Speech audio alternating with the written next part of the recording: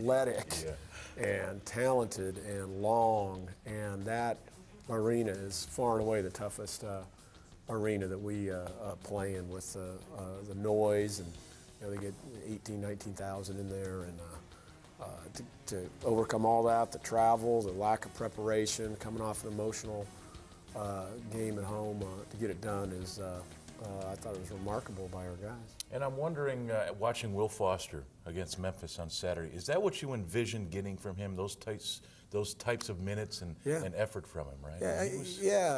Yeah, again, Will is situational. You can't play Will against. I get a lot of questions about Will. He seems to. Everybody wonders about Big Will. Yeah. He's got a cult following. Evidently. In that game, we needed to protect the rim. They had some big guys that he could match up with. He really anchored our defense. Yeah. They were a driving team that really likes to get to the bucket. And you really got to shore up your defense and protect the rim. He did a nice job with that. Stevens doing a nice job of penetrating and finding him off penetration, and that's what he can do. He can set up and find things around the rim. So it was one of those games that he really helped us in, and that's what we need off our bench. And the people coming off our bench need to understand that they're basically pinch hitters. And when you're in there, whether it's for a minute or 3 minutes or 5 minutes, you need to help us. To me, the story was how solid Matt Bolden was. He hadn't played very good against Memphis in the past. Their length and athleticism kind of bothered him, and he was just rock solid, no turnovers, hit big shot after big shot. I thought Meach was very good defensively, being able. Elliot Williams came in on a roll, and Meach really bothered him. Meach must have tried to take 5 or 6 or 7 charges in that game, which was very impressive. And Steve hit some big shots too that really helped us out. Ladies and gentlemen, it's the Mark Few Show. Stay with us. When we come back, the Coeur d'Alene Casino Fan Question of the Week. Time now for the U.S. Bank Trivia question. Currently, Matt Bolden sits 6th on the career three-point attempts list at Gonzaga with 450. Who has the most three-point attempts in Gonzaga history? Is it A, Richie Fromm, B, Derek Rivio, C, Blake Stepp, or D, John Riley? The answer when we come back. Time now for the answer to the U.S. Bank Trivia question. Currently, Matt Bolden sits 6th on the career three-point attempts list at Gonzaga with 450. Who has the most three-point attempts in Gonzaga history? The answer, C, Blake Stepp attempted 755 three-pointers during his career.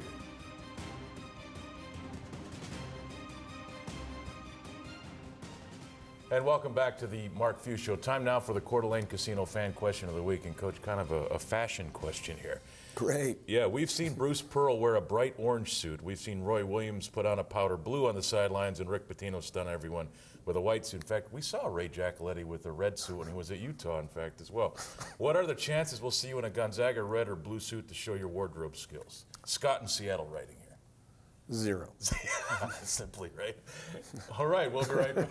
I mean, 0. Yeah. A red satin? No. No. Not a chance. I don't see it. Yeah. In fact, you know what? Maybe I'll take a page out of your deal. I'll wear tennis shoes with a sport coat and and slacks. If anything, you'd like to dress down on the side. There's no question. Yeah. One of these days, get old enough, maybe I'll go with the Bobby Knight sweater and the polo. I've enjoyed the Coaches versus Cancer Week, being able to wear polos. That's why I love going to Maui. Just wear a polo. I don't know who started the whole wearing suits as college basketball coaches, but I don't know. It was a bad trend to start. It was a different era, a different time. Yeah, it was. I think we need to just get back to just being comfortable over there. But, I don't focus too much on what I wear, what tie I wear, what suit or anything. Hey, Scott from Seattle, thanks for the question. Keep them coming. We'll take another time out. We'll check in with Father Hightower with the Gonzaga basketball program. When we come back, stay with us.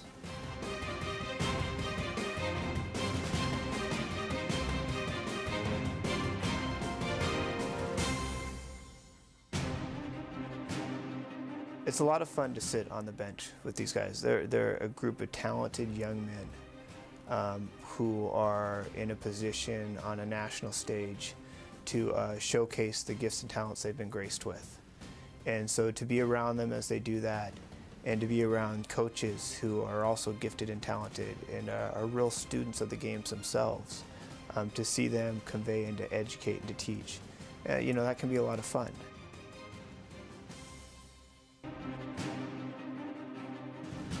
And welcome back to the Mark Few Show. Well, it's tradition here for the Gonzaga basketball program to have a Jesuit priest at the end of the bench. Have you ever wondered who he is? Well, Bill McGinty is going to introduce you to Father Hightower.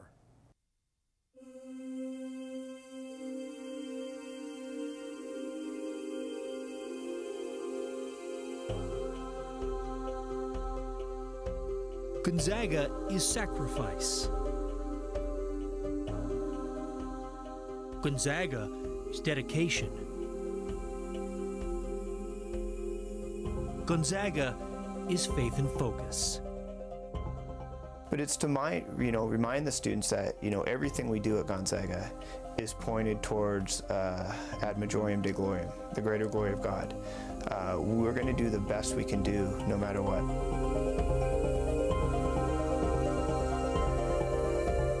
Under the hoops, the hoopla is all about power, the tallest power. But on the bench, near the end, is the highest power. It's a lot of fun to sit on the bench with these guys. They're a group of talented young men who are in a position on a national stage to showcase the gifts and talents they've been graced with.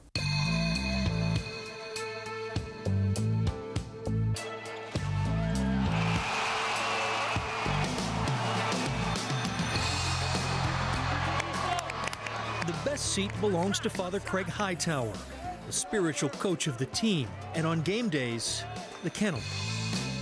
The polished up wood, the shiny white nets, and seats that become pews. Call it the Church of Basketball, played here with grace in a shrine to excellence. Everyone says it's a great seat sitting on the bench, and I'm not a tiny person. I'm a pretty big guy, but I'm tiny compared to these guys. So when the game's in front of me, it's great, but when it's out at the far end of the court, I actually don't see much of it. It's kind of hard to see over some of the guys. Yeah, I think I spend just as much time on my knees courtside than I do in church. Every seat on the bench comes with a job and a sense of responsibility.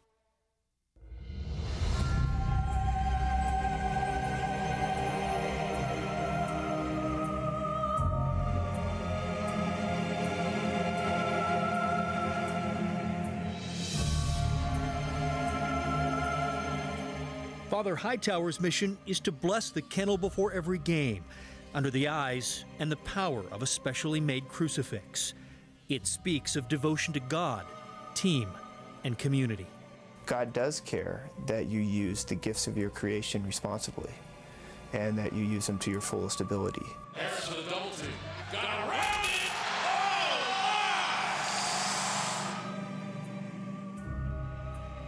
It is the confessional of success, using talent, ability, and a bit of prayer to reach heaven on the hardwood.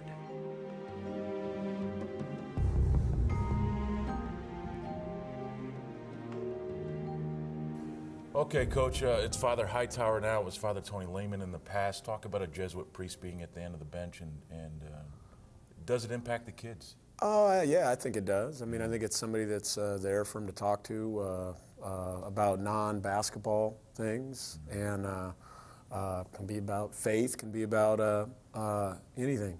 And I think it's a tradition at Jesuit schools. It's always kind of been there, and Father Tony was such a huge part of Gonzaga. I mean, you talk to anybody who went to Gonzaga during that time, and they have a fond memory of Father Tony